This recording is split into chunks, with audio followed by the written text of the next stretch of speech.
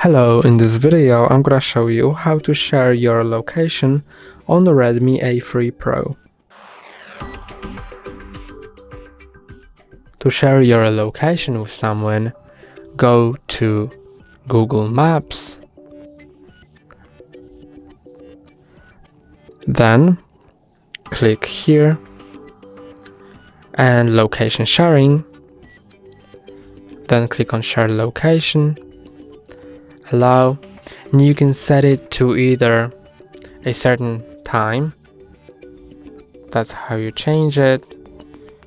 It can be from 15 minutes all the way up to a day.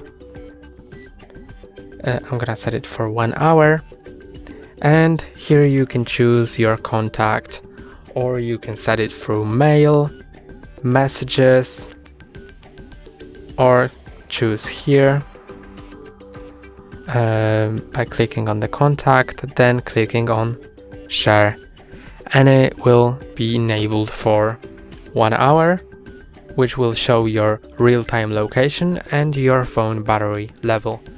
That's all for today. Don't forget to like and subscribe. See you next time.